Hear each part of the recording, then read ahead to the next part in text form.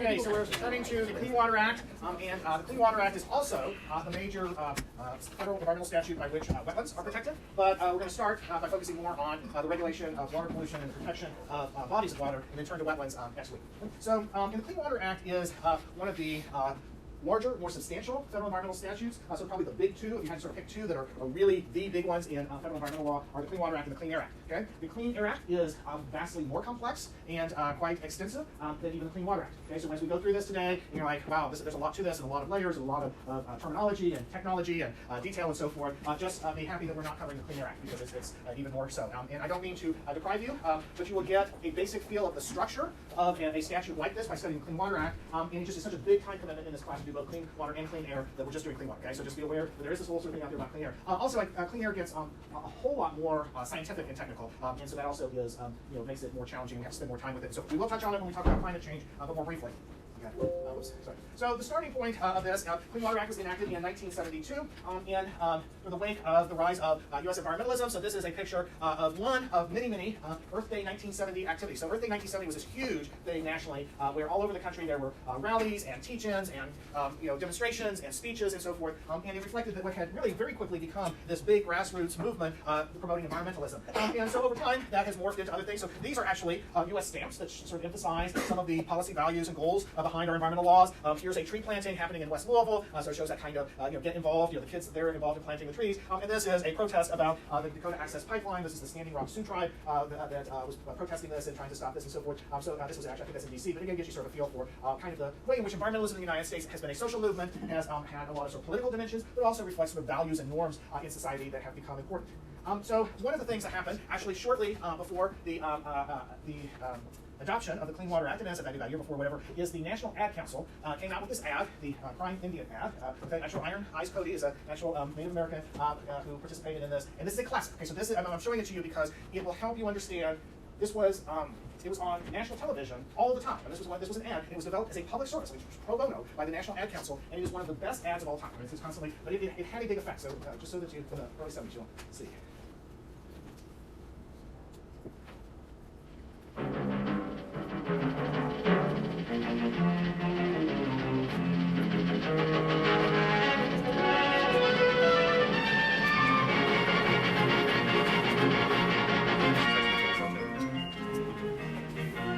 Some people have a deep, abiding respect for the natural beauty that was once this country. And some people don't. People start pollution. People can stop it. Write for Pollution Booklet, Box 1771, Radio City Station, New York. I don't know that probably that booklet is out there somewhere, but I don't know if that address is still good. Anyway, so you get a feel for that in the early 1970s there was this sort of national social and cultural awareness of environmental problems and environmental issues, and people really wanted to do something about it. And one of the questions is, okay, so all right, so don't throw your trash out your car window, right? That's obviously one of the messages there, right? There's 71 things you could do, right? And so that's very personal and whatnot. But at the same time, what can the nation as a whole do to get a handle on the environmental problems, including water pollution? So a couple years before the Crying Indian ad came out, you saw this, these top two pictures on the evening news. And it's the Cuyahoga River on fire in Cleveland. Okay? Now, to some degree, we can get kind of a little carried away with this as a defining event, because actually the Cuyahoga River caught fire on a regular basis. Okay? But, okay, so it's a river, right? It's a river, and it's on fire.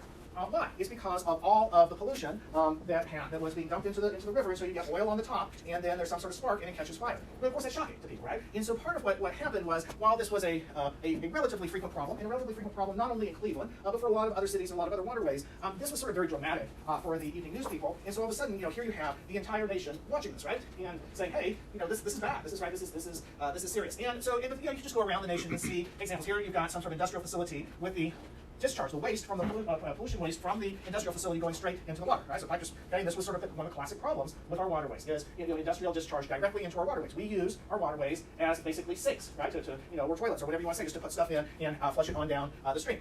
Fish kills. That was another problem. A lot of dead fish, again, from pollution and whatnot.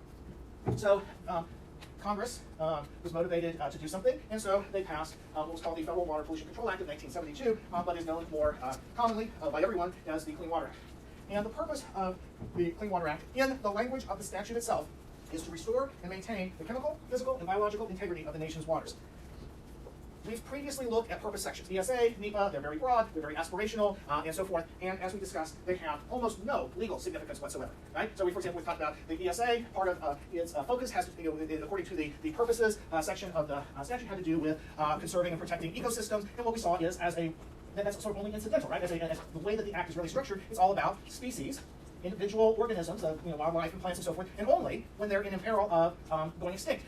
In contrast, the U.S. Supreme Court has repeatedly turned to this purpose section of the Clean Water Act for actual legal meaning, for actual content, for what the Clean Water Act is about and what it actually does. So here Congress commits itself to restore and maintain the chemical, physical, and biological integrity of the nation's waters, and we're going to see that come up in U.S. Supreme Court interpretations of the Clean Water Act a number of times. So one of the things I just want to sort of point out here as a future lawyer is you have to be careful about making broad assumptions about how courts will interpret statutes, whether they will give legal effect to purpose sections or not. I mean, it's sort of theoretically, the purpose section has no real legally operative language, and yet when it comes to the Clean Water Act, the Supreme Court has made it so. The history of the Clean Water Act also emphasizes a variety of themes that we see in the class. There have been a lot of delays in implementing the Clean Water Act, so a variety of various goals and timetables, and I think it would be fair to say that the chemical, physical, and biological integrity of the nation's waters has not been fully restored even now. And so, there's been one of the things we've seen is over time, there's been a pullback from the ambitious goals of the Clean Water Act, sometimes by the EPA itself, and sometimes by Congress itself. So Congress actually ended up, as you saw in the reading, amending the Clean Water Act to basically pull back from the treatment standards it has for sewer systems. Okay? And so we'll look at that. Nonetheless, as the book points out, the Clean Water Act has had some really notable successes. Okay? Some really notable successes. We do not, for the most part, have Cuyahoga Rivers catching fire these days, right? That is no longer a problem. And not to say that it can't happen in a very unusual or random situation, but for the most part, that's not a chronic, everyday situation like it was in the late 1960s. For the most part, our waterways are not filled with industrial toxins. Okay, so it's not going to be that you get Jack Nicholson fall in and he comes out the Joker like he did in the Batman movie, right? You guys remember, right? The evil industrial chemical stuff that he fell in and came out in the Joker. Now, anyway, we should go to the movies more. So.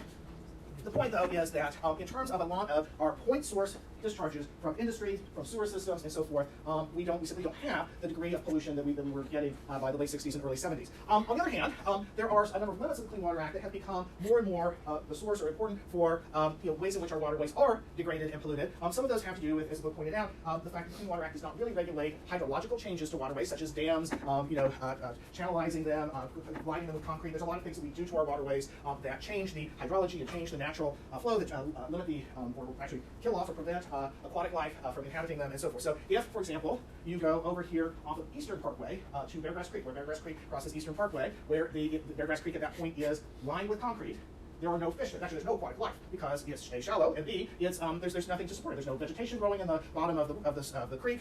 There's no, it's too hot when it's sunny. It's too vulnerable to predators, et cetera, et cetera. So if it's basically a concrete lined channel, then that basically limits its biological contributions to aquatic life and that kind of stuff. Non-point source pollution is a major problem. Okay, so everything from runoff from urban areas to agricultural runoff, and that has become a much more significant source of pollution. And that's of course the topic of the problem we're dealing with. Has to do with nutrient runoff into the Mississippi River Basin from a lot of different sources. And the Clean Water Act does not do a very good job of addressing that. Non-point source pollution is mostly exempt from the Clean Water Act's regulations or regulatory controls. Groundwater. Okay, so groundwater is not directly subject to the Clean Water Act. Groundwater may be protected where it turns out to be a source of pollution for surface water. Okay, so if you have groundwater is water, of course, it's underground. There's like aquifers and springs and that kind of stuff. But if it is, if you pollute groundwater that then feeds into a surface water, that might fall under the jurisdiction of the Clean Water Act. And so your book makes some reference to a couple of examples of that, and so that can happen. But if you're talking about just polluting the aquifer that you're getting water out of, you're pumping water out of, the Clean Water Act itself does not directly regulate that. That will deal with some other statutes. It's possible that CERCLA, which is the Superfund statute, will apply to some of that and so forth. The Clean Water Act makes a half-hearted attempt at protecting watersheds as ecosystems. Okay, so watersheds are aquatic ecosystems. Watersheds are areas that drain to a common point on a body of water. So we've talked about that. I'll say, for example, Beargrass Creek watershed is within the Ohio River watershed, which is within the Ohio River subbasin, which is within the Mississippi River basin. And so we don't have a lot of direct protection and management of watersheds. And then, as the book points out, some of the protections of water quality that the Clean Water Act has achieved, so some of those successes up there have also come at substantial economic cost, okay, or substantial financial cost that economists question whether that's actually the most efficient way of getting those successes. Could we have done those? Could we have achieved the same result more cost effectively? And then finally, the other big thing I want to try to point out here is that there's sort of a competing narrative about the Clean Water Act. Okay, so on one hand, here you have this important federal environmental statute enacted by Congress implemented and enforced by the U.S. Environmental Protection Agency, aimed at protecting our nation's water. So in one level, this is a national regulatory scheme, and it is our traditional command and control top-down regulation. But there's also parts of the Clean Water Act that emphasize that the states have a high level of responsibility, in some cases arguably primary authority for implementing the Clean Water Act. The Clean Water Act sets certain standards and certain regulatory parameters, but within that, the states play a very substantial role. And so you might sort of think of this as sort of delegated authority, cooperative federalism. There's a variety of terms that people throw around out there, but the point is that there's a lot of parts of the Clean Water Act in which the federal government is actually not the primary actor. It's really much more the state government. And so what we're going to find with some of these provisions that you are much more likely to deal with, for example, the Kentucky Division of Water than you are with the US EPA. And so we'll talk about what some of those are. So the Clean Water Act regulates any discharge or addition of any pollutant by any person into navigable or jurisdictional waters from any point source. Okay? So this is the basic essence of the Clean Water Act. So it's discharges of pollutants by people into persons, which of course includes corporations and nonprofits and other governmental entities of various sorts. So it's really pretty much anybody who pollutes or discharges a pollutant into navigable waters from any point source. I've hedged a little here because we're going to get into which waters count as waters of the United States. What we're going to find is that, and the book refers to navigable waters, but what we're going to find is when we get into it, that can also include non-navigable waters that have a sufficient connection to navigable waters, and so that's why I focus more on jurisdictional waters. Jurisdictional meaning subject to federal jurisdiction under the Clean Water Act, and we'll spend a fair amount of time with the wetland stuff talking about that. Okay, so here's, I know this is a busy slide, but I wanted you to see it all in one place. Bless you. Pollutants. The Clean Water Act, as I said, regulates discharge of pollutants, and that's really any material. Okay, so if you are putting something into the water, it is generally going to be considered a pollutant. Okay, and it does not have to be necessarily a bad chemical. It can be soil or sediment or fill material. It can be water that is substantially different qualities or characteristics. So it could be more acidic, or it could be hotter or colder, and that can be considered a discharge of a pollutant. We're going to get to a case where, though, if you basically put the same water back into the source, a lot of times that's not a pollutant. It's not going to be considered discharging a pollutant. So the Clean Water Act defines or establishes a process by which the EPA sets what are called effluent limits. Okay, effluent is what it is that you're putting in the water, and what are the limits of various kinds of substances. So to start with, we have to distinguish between what are called the publicly owned treatment works, POTWS, or POTWs. Okay, and POTWs are basically sewer treatment plants. Okay? So you go out to the parklands of Floyd's Fork, and they've got, you're strolling along the Louisville Loop, past all the pretty forests and trees and grasslands and Floyd's Fork there, and you wander along, people kayaking, and right there is a big MSD sewer treatment facility discharging into Floyd's Fork. Okay, honestly, right after a heavy rain, I would not go kayaking or swimming downstream of the sewer treatment plant in Floyd's Fork. I just wouldn't do that because it's gross. So anyway, so the idea behind the sewer treatment plants is actually we do not directly regulate the levels, the numeric levels of the stuff that's going into the waterway. Instead, what we do is we regulate the sewer treatment processes and the technology that has to be used to treat the effluent before it's discharged. Okay, so before it's discharged. And so this is there's a primary treatment process. And it's described in more detail in your book, but this is basically mostly about getting the bigger stuff out of it. So it's the sort of removing the solids and so on and so forth. And there's secondary treatment, which usually involves adding some sort of chemicals, disinfectants, and so on and so forth. And then there's tertiary, which is sort of even more fine-tuning. So there are sewer treatment plants that do all three, but what you see in the reading is that Congress envisioned that we would get to the point where all municipal sewage treatment facilities had at least secondary treatment, and as many as possible had tertiary treatment, and that has not happened whatsoever.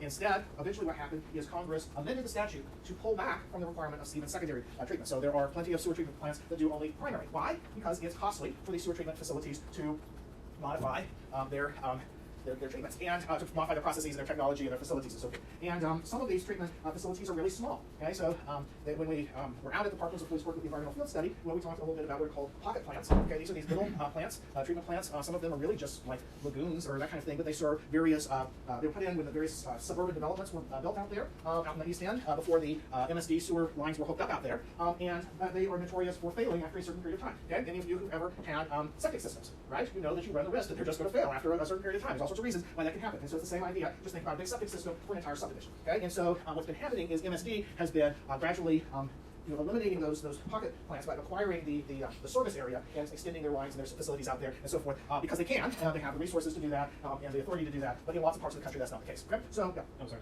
Can DETs consider cost? I'm sorry. The best practicable control technology can I consider cost? So I see cutting off. Yes, you're way down front, so we'll get there. Okay, yeah. So yes, it is. If you right here, I should refer you. If there's a table, yes, and it is on page 186, and you do cost benefit analysis for BPT. Page 186. Yeah. So a different approach to industrial sources. Okay? So industrial sources have numeric limits to various substances. And there's a whole bunch of different substances, right? So you can have numeric limits to different substances based on achievable effluent levels based on technology. Okay, so in other words, we look at the technology, but instead of requiring the technology, what we do is we use the technology to figure out what the industrial facilities can achieve, and we set the effluent levels, the numbers on the basis of that. So only so much mercury discharged in the waterways, only so much lead discharged in the waterways, only so much sedimental soil discharged in the waterways, and so on and so forth. And so paints and things we call volatile organic compounds, VOCs, can't say that, VOCs, and so forth. And what we see is there are a whole bunch of different approaches in the statute based on what kind of, whether you have old source or new source, and what kind of pollutant. So here we have conventional pollutants from existing sources, use BCT, toxic pollutants from existing sources, use BAT, non-conventional pollutants from existing sources, use BAT or BPT if they have a waiver granted, pollutants from new point sources, use VACT, and you have what are called PSES and PSNS. These are pretreatment standards for existing sources and new sources that are indirect. So basically what happens is, in those situations what we're talking about is what happens when some facility, some commercial or industrial facility, is putting their effluent discharge into the sewer system. Okay, so they have to treat it before they do. And so there's these pretreatment standards. And then there's a whole bunch of industry-specific effluent limitations for various categories and classes of point sources.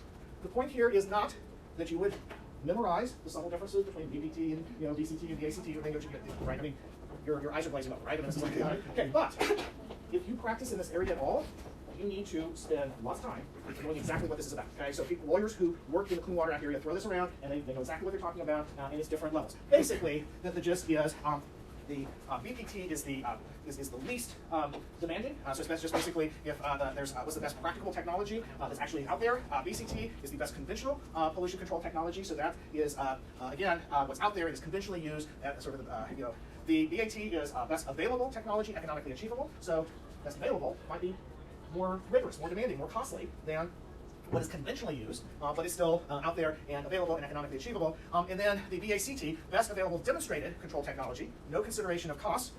That is what the technology can be. In other words, this is what we call technology forcing or technology stimulating regulations. So if the technology can achieve these lower levels of pollutants and so forth, then we're going to set the levels at that those lower levels. And then what that does is it basically creates a market for those facilities to buy that technology. And it basically creates a market for that technology. And so if it's been demonstrated that it can be done, then all of a sudden there's a bunch of companies out there producing that technology for those facilities. Does that make sense? So, and of course it's costly. I mean, so if it's a new thing and it's legally required, you can imagine that whoever is producing that technology can demand quite a lot for it, because the industrial facilities have to purchase it.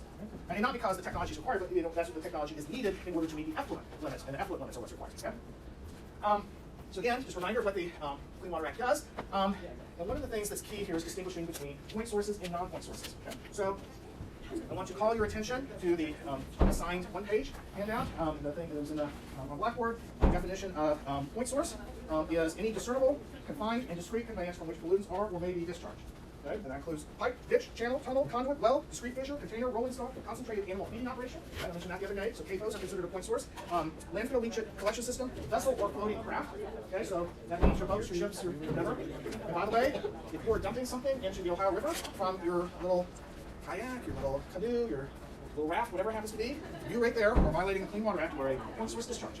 Okay, so there's been some cases on that. Okay, and the cases where people go really bad, they take something on a barge or on a fishing boat, and it's bad, really bad stuff. It's like their motor oil or their some sort of chemical that they toxic chemical they're using, and they dump it in the water. Okay, those people end up in jail. Okay, they are charged with criminal violation of the Clean Water Act. And so just so you're aware, but that counts as a point source. Okay, but it excludes return flows from irrigated agriculture or agricultural stormwater runoff. Okay? So non-point is runoff for the most part. It's runoff that is running across the land, including from agricultural facilities, including from developed areas. Having said that, if your developed area has a stormwater system, sometimes called a storm sewer system, then the water then collects into the storm drains and runs through pipes and conduits and so forth, and eventually ends up in Ohio River, Beargrass Creek, 44, whatever. That is considered, it's called an MS4, okay, which is Municipal Separate Storm Sewer System. Municipal Separate Storm Sewer System. So these are the openings in the curves and the gutters and so forth where the water flows in. Eventually that's going to make it into our waterways, and that is, because it's now going through a conduit that is owned and managed by the city, is considered now a point source. Okay, so it was non-point when it was running off of your property. Okay, non-point when it was running down your driveway, non-point when it was running through the street, but once it enters the storm sewer system, the stormwater system, it is now MS4, and there's a whole set of provisions that Congress added to the Clean Water Act to require municipalities to get permits under the NPDES permits under the Clean Water Act for their MS4 systems. And originally it was, I think it was municipalities of 10,000 or more, and then it's now down to, I don't know, it's 1,000, 2,000, something like 500, something like that. Now it's a pretty small municipality. This cover, they phased it in over time. Okay, that is, by the way, different than what we call combined sewer overflows. CSOs are called combined sewer overflows. So combined sewer systems are where your stormwater system and your sewer system are connected. I mentioned this the other day in class, but just to remind you, okay, that is all of the storm sewer and it's the stormwater and sewer systems within pretty much all of the watershed. If you know where Windy Hills is, that's within the watershed, but they actually have separate systems out there because they were developed late enough that they had separate systems. But Highlands, right here around U of L, downtown, West Louisville, all that developed long enough ago that the systems were connected. And what does that mean? It means that when there's a heavy rainfall, the water pressure in the stormwater system is so great, the volume of water and the pressure of water is so great that there are only two options for where that water is going to go. When it's so much, it's raining enough, there's so much water flowing into it. And those two options are up through your toilets and sinks and bathtubs, or it connects with it mixes with the sewer system, and there are valves that open, and the whole thing, including sewage, raw sewage, is discharging into waterways. Okay, so there's a bunch all over town where that's exactly what happens, and it relieves the pressure and allows it basically allows the sewer system and the stormwater system to not back up. Okay? But it means that there are discharges happening. So CSOs are a frequent subject of litigation under the Clean Water Act. So sometimes the EPA sues localities, sometimes the state sues localities. You've probably heard that the Metropolitan Sewer District, MSD, here in Louisville, is subject to a consent decree. Okay, consent decree of what? Well, that means that the court has authorized this outcome, this judicial outcome, has entered an order, basically where the MSD and the state of Kentucky, Commonwealth of Kentucky, and EPA have agreed that to settle MSD's history of CSOs, MSD will spend, and we're now up to what, I don't know, $900-something million in various efforts, various mechanisms and policies and so forth to try to reduce the amount of stormwater runoff, to reduce the CSOs, and so on and so forth. Okay, so this is why, if you noticed a few years ago that your water bill went up a huge amount, it is the fees that the MSD is now collecting from all of the water customers within Louisville to comply with this consent decree. And by the way, that amount keeps increasing over time. Started out as 700-something thousand, then it was 800-something thousand, and so forth. I'm sorry, not thousand. 700 million, 800 million. It's maybe now. At some point, I think it's going to go over a billion. Okay, I think is because the cost of doing everything that MSD has said they would do is goes up, and also the sort of when you enter into the consent decree, you're very optimistic that if you do all these 85 different things, that will make a big improvement. And then over time, what you learn is development keeps happening, runoff keeps happening, climate change keeps happening, and what you discover is in order to prevent CSOs, you have to do more than you thought. Okay? So the point here is both of these are considered point source discharges under the Clean Water Act. But if you live next to the Ohio River or the Beargrass Creek or something, your land is right there. You've got bad stuff sitting on your land. There's a big rainfall. The rain takes that stuff and deposits it directly into the Beargrass Creek or the Ohio River. It goes washing in there. It's bad stuff. It kills the fish and so forth. Okay? You have not violated the Clean Water Act because that is runoff. That is it's not a point source discharge. Okay? So that's one of the challenges, one of the issues here. Anybody discharging into waters of the United States is required to have an NPDES permit. This is the National Pollution Discharge Elimination System permit, and this sets the specific effluent limits that apply to that particular discharger. Okay? And they're very detailed. Again, if you were in law practice, you might end up working with somebody that needs, some company usually, some entity that needs an NPDES permit, and it involves a sort of whole process. Often states have been granted authority by the EPA to issue NPDES permits under certain conditions, so you might actually be going to the Division of Water for the Commonwealth of Kentucky for this. The state has to follow all the standards and procedures, okay? And so any thoughts about when you apply for a permit, what the process is going to be?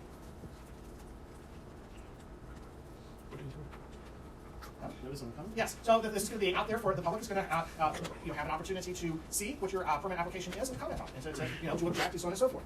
More importantly, once your permit has been granted, this becomes, as the book points out, a highly effective enforcement tool, a highly effective system for monitoring whether various dischargers of pollutants are complying with their NPDES permits. Because two things: you have the permit, and then they have to monitor and report their discharges, including the content of those discharges. And if the discharges exceed what's allowed in the permit, it's automatically a violation, and it's known. Okay, what happens? Usually there's some sort of penalty or fine that goes with it, usually of an administrative nature as opposed to a civil or criminal nature. But obviously, at some point, if there's sort of egregiously bad behavior with bad intent, then it can lead all the way to criminal charges and so forth. And but it also means that if the EPA isn't really monitoring and enforcing these, against these violators of their permits, or the state isn't doing that, it means that a citizens group can do that, right? An environmental group can sue and say the NPDES permit has been violated, and so forth. So this is, and by the way, the citizen supervision of the Clean Water Act allows for attorney's fees So it is a very popular statute for litigation by environmental groups because then when they're successful, and I mean the thing is, oftentimes it's really almost pro forma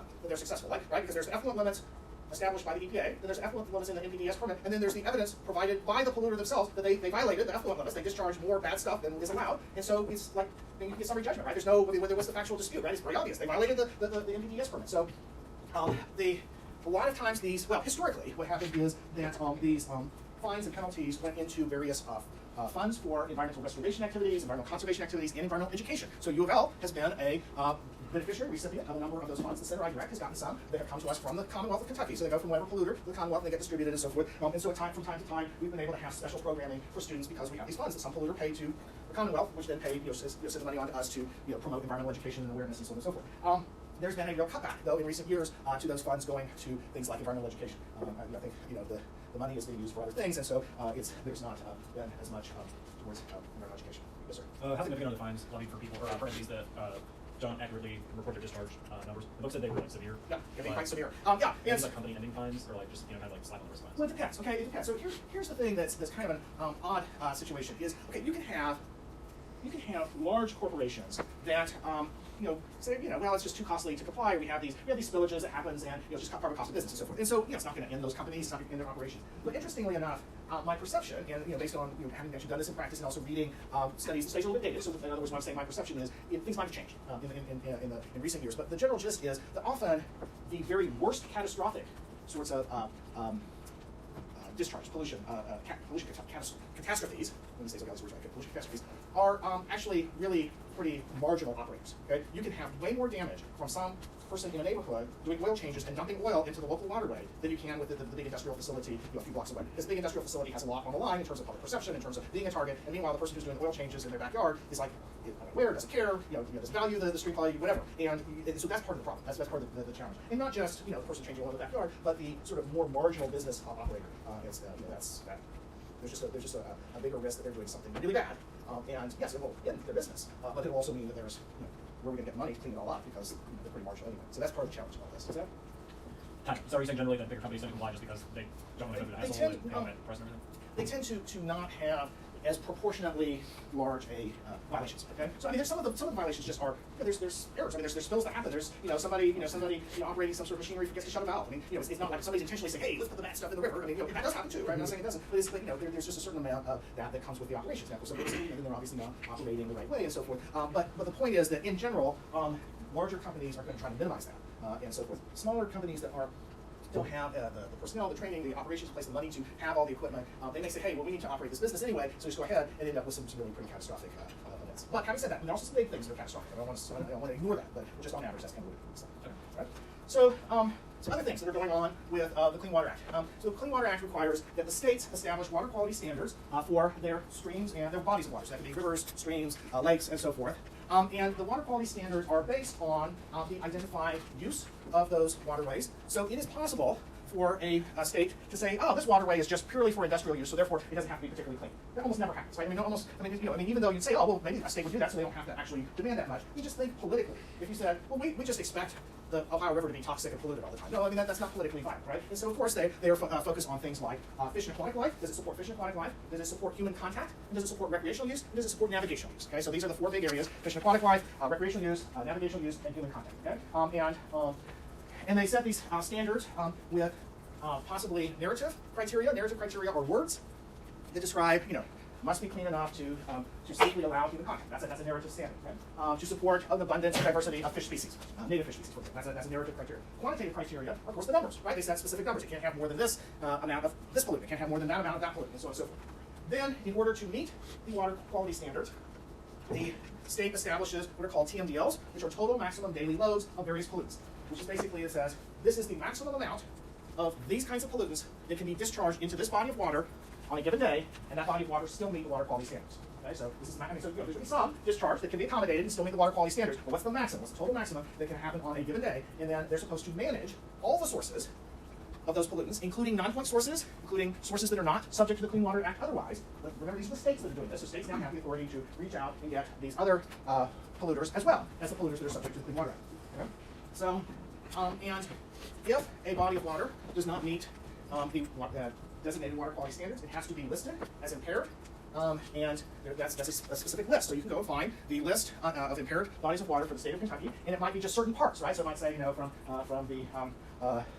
from the Shelbyville Road Bridge up to the confluence of Goose Creek, and so you might get certain parts that are designated as impaired.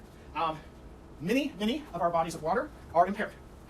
Every creek or stream in Jefferson County is impaired. There's not one that's not. Okay. Where there are creeks or where there are bodies of water that do not appear on the impaired list, most of the time it's simply because the state hasn't gotten around to testing and determining that it is indeed impaired. It's not that it's not that anybody feels certain that it meets the water quality standard. It's just that nobody has determined scientifically yet that it doesn't meet the water quality standards. Okay. This is again an area for litigation.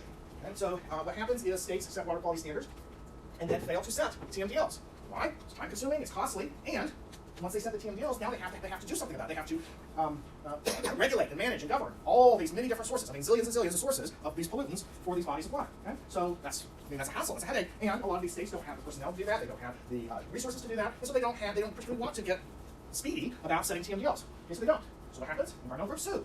They say the state has a non-discretionary duty to set TMDLs. EPA has a non-discretionary duty to force the states to set TMDLs, to take enforcement actions against the states if they don't. And lo and behold, what happens is the courts say, you're right, it's exactly what the statute says, and lo and behold, the state, the EPA, is not complying. They have abused it. Well, they don't have discretion. They violated, their actions are not in accordance with the law because they have failed to exercise a non-discretionary duty, and so therefore you win, and lo and behold, you get attorney's fees as well. And so again, environmental groups like to do that, and so forth.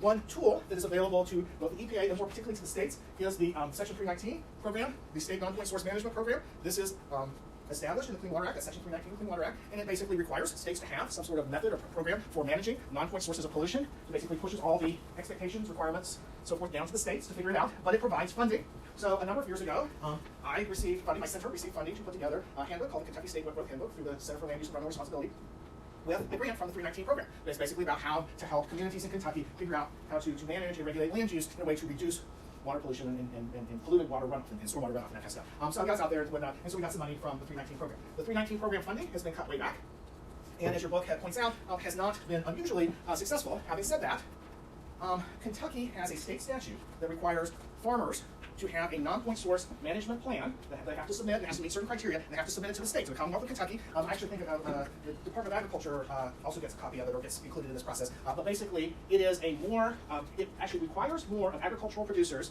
than most states and more than the EPA requires. Okay, so the EPA has largely exempted agricultural runoff as a non-point source from regulation, and yet Kentucky, of all places, has a requirement that every farmer have a stormwater management plan. Now, don't get carried away. It's not this aggressive regulatory program, but it actually is more than most states have, and certainly more than the federal government requires. And it's interesting. I'm told it's sort of a happenstance of basically a compromise that got struck at the time when the politics of that made it possible. So interesting. The Clean Water Act has an anti-degradation policy, which means that it is states are prohibited from letting the quality of their waterways degrade further if they sort of got them to a certain point, regardless of what else is required or not. By the Clean Water Act, they can't allow it to degrade. And then there are a variety of watershed programs that encourage watershed planning and management. We're going to spend the next class section talking about Section 404 and wetlands. We're later in this on the 21st, we're going to talk about water quality trading and mitigation banking. We've already talked about enforcement issues and citizen suits. I just call your attention to the fact that the book refers to the challenges of regulating interstate water pollution under the Clean Water Act. And then also we're going to talk further on, as this unit goes on, about other sources of water quality regulation. I've already mentioned Kentucky and our statute, local governments, the Kentucky Wet Growth Handbook, Safe Drinking Water Act, Endangered Species Act. Those requirements indirectly push EPA, governments, water providers, etc., to do certain things to protect water quality so they don't adversely affect endangered species or drinking water supplies and that kind of thing. And then we're going to talk later in the semester about watershed planning, management, and governance. So I'm going to end today's class with a little case study from the Florida Everglades. You see the case mentioned in the book, the Miccosukee Tribe case. So this is a picture of Everglades. Really a lot of attention to the Florida Everglades, which are a very unique, distinctive ecosystem. It's basically a wetland system. And Marjorie Stoneman Douglas, I mentioned her earlier in the semester, she wrote a famous book called Everglades River of Grass. So she basically described it as a sort of ongoing sheet of water moving through these grasslands in South Florida. And brought a lot of attention to it, led to the creation of the Everglades National Park and various efforts to protect the Everglades. So, and one of the things that this are some pictures of the Florida Everglades. How many of them? Most of the Everglades. You okay? All right. So very cool. So very distinctive. Some alligators. This is the alligator eating the turtle there. What I did not include is the one where the python swallows the alligator and bursts. Has anybody? Okay, give it 5 more minutes. Don't look it up now. But it's if you like those kind of videos, it's a real video of the python eating the alligator and bursting. Okay, dry. Okay, so the Everglades are going dry. Okay, and especially the part that is south of the Tamiami Trail. There's a road, actually, to some degree south of what's called Alligator Alley, which is an interstate, but further south of that is the Tamiami Trail, goes from Tampa to Miami, and south of that is where the Everglades National Park is, and it's going dry because the historic water flows are not reaching the Everglades, okay, because we have all of these flood management systems that are meant to protect and provide water for sugarcane fields and agricultural activities to protect all the land development. So anybody has ever been to anywhere from Palm Beach to Miami, it is one continuous big land development right down the east coast of South Florida, and so forth. And so with that, we have all these water diversions and pumps and reservoirs and so on and so forth, and it's depriving the Everglades of the natural flow of water. And so you see this 1947 publication. It was put out a report about a flood that happened in Florida, and this is the famous weeping cow, or crying cow report. Okay, so this picture of the cow crying as it gets swept away by the flood. And again, it sort of captured people's imagination and said, oh my gosh, we've got to stop this flooding from happening, and so we've got to prevent this water flow through the Everglades and so on and so forth. And this is one of the stations that pumps and it's got, it's kind of dammed this up, it holds the water back and so forth. You see land development around it and so forth. Okay, so there's more land development. You get the idea, right? Okay, so this is all flood. This is land and water all together. You can imagine how people's homes can flood from that, and so forth. Now, and if you, okay, I know this dates me, and I won't play the YouTube video, but John Anderson, country music star, had a famous song, "Seminole Wind." I encourage you to play the video.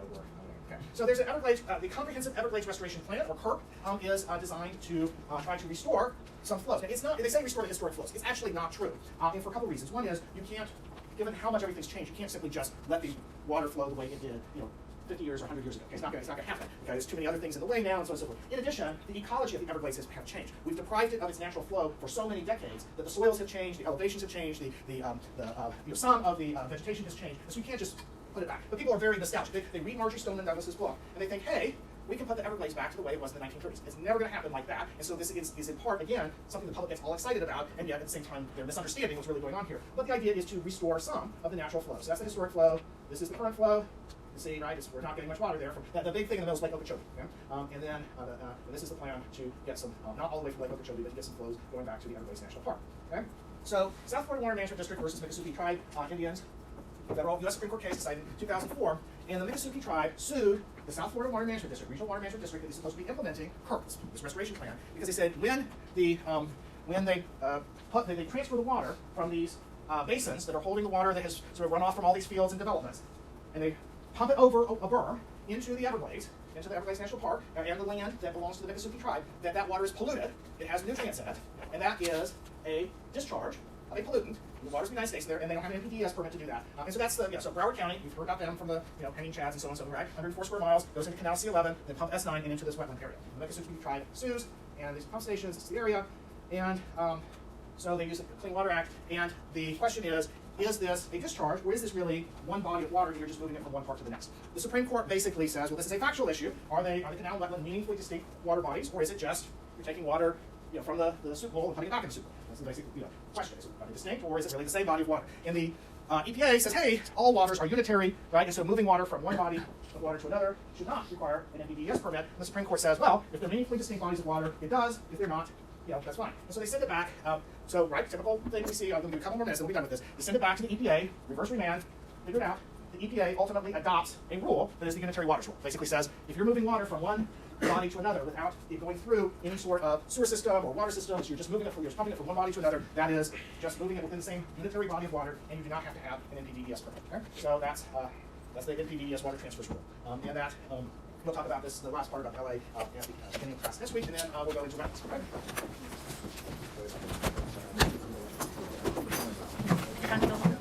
Oh, that sounds good. So excited.